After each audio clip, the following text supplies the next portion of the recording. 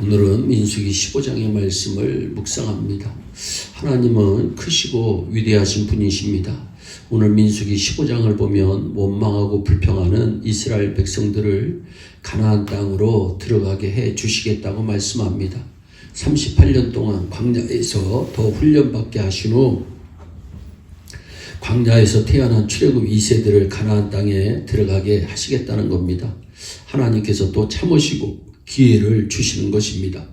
사랑하는 여러분, 우리가 우리 자신을 보면 실망하게 됩니다. 주변 상황을 보면 절망할 때도 있습니다. 그러나 우리가 하나님을 바라보면 소망을 가질 수가 있습니다. 그분은 우리의 연약함에도 불구하고 우리를 들어 쓰시는 분이시기 때문입니다. 그분은 우리의 허물에도 불구하고 우리에게 새로운 기회를 주시는 분이시기 때문입니다. 중동 사우디에 있는 영동농장 김용보 회장의 이야기입니다. 이분은 한때 잘 나가던 사회가였습니다. 그러던 중 사고로 사업을 접어야 했습니다. 그리고 고향에 내려가 양식업을 하다가 완전히 망합니다. 완전히 좌절하고 절망하여 술에 절어 미친 사람처럼 방황하다가 전도받고 예수 믿게 됩니다. 그리고 결심합니다. 이제부터는 인간적인 참깨나 오기로 살 것이 아니고 오직 하나님의 인도하심만 받고 살겠다고 결심합니다. 그러던 중 기도하다가 중동 사막지대에 노무자들이 먹는 김치용 배추를 재배해보자는 꿈이 생깁니다.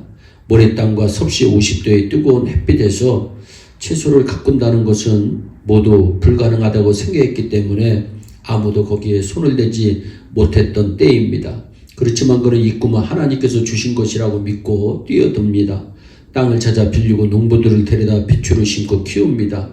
참으로 어려움이 많았습니다. 그러나 너는 나의 백성이니 너의 일은 모두 나에게 맡겨라고 하는 하나님의 말씀을 마음에 새깁니다. 크신 하나님이 나와 함께 하신다는 믿음으로 전진해 나갑니다. 수많은 시행착오가 있었지만 결국 기적같이 놀라운 역사가 일어납니다.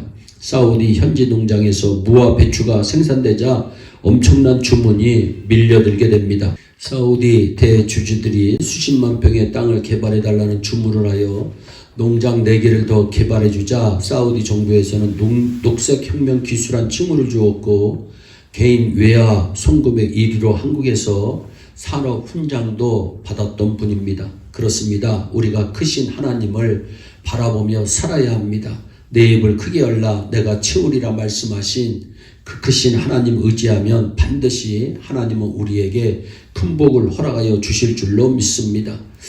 또한 우리 하나님은 전지전능하신 분이심을 믿어야 합니다. 민수기 15장에는 저들이 가나안 땅에 들어갈 것을 전제하고 제사 규정이 다시 나옵니다.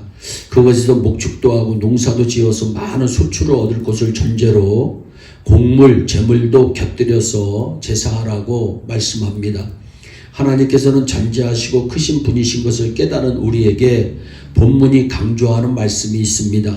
여호와께 향기롭게 제사를 드리라는 것입니다. 3절입니다. 여호와께 화제나 번제나 소원을 갚는 제사나 낙헌제나 정한 절기제 소나 양을 여호와께 향기롭게 드릴 때 제사는 하나님께 드리는 것이라고 분명히 말씀합니다. 그러면 여호와께 제사를 드린다는 것은 무엇을 뜻하는 것일까요? 바로 여호와를 위해서 제사를 드려야 합니다. 창세기 12장 7절입니다. 여호와께서 아브라함에게 나타나 이르시되 내가 이 땅을 내 자손에게 주리라 하신지라 자기에게 나타나신 여호와께 그곳에서 제단을 쌓았다 말씀합니다. 예배는 하나님께 드리는 것입니다.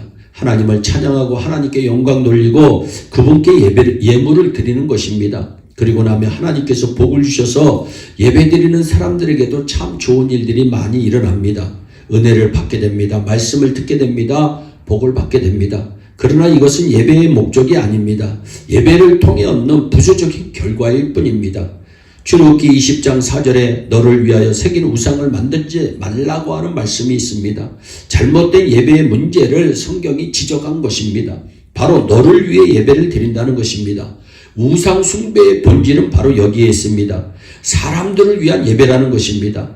비록 하나님께 예배를 드려도 그 예배의 목적이 예배자 자신을 위한 것이라면 우상 숭배와 다를 바가 없습니다.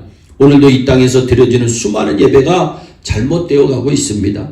결코 간과할 수 없는 문제는 사람들을 위한 예배가 만연하고 있다는 것입니다. 설교가 점점 계고화되고 있습니다. 재미있고 웃겨야 사람들의 이목을 집중시킬 수 있기 때문입니다. 또한 사람들이 듣고 싶어하는 내용으로 변질되고 있습니다. 예배 형식이 유행을 타고 있습니다. 사람들이 좋아하는 예배 음악으로 변해가고 있습니다. 사람들이 예배드리기 좋은 시간으로 예배 시간대가 바뀌고 있습니다. 사람들이 예배드리기 편한 시설로 바뀌고 있습니다. 물론 예배 형식에서 사람들을 배려해야 합니다. 그러나 사람이 중심이 되면 안 됩니다. 예배자들이 이동해 갑니다. 듣고 싶은 설교를 하는 교회로 예배자들이 이동해 갑니다. 최근에 급성장하는 교회들 가운데 교회 성장 원인이 바로 예배자들의 수평 이동 때문이라고 말하고 있습니다.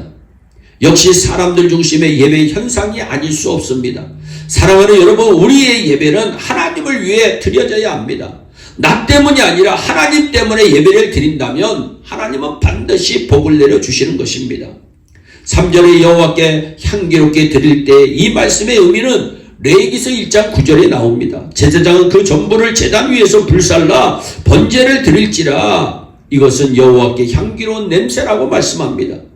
제단 위에서 제물을 불살른다는 것은 희생을 의미합니다. 그렇습니다. 향기로운 제사에는 반드시 수고가 따라야 합니다.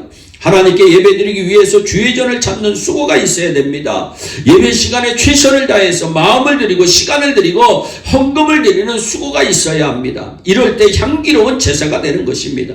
그리고 향기로운 제사를 위해서는 정성이 필요한 것입니다. 사랑하는 여러분, 여러분의 예배가 하나님께 향기롭게 드려지는 예배일까요?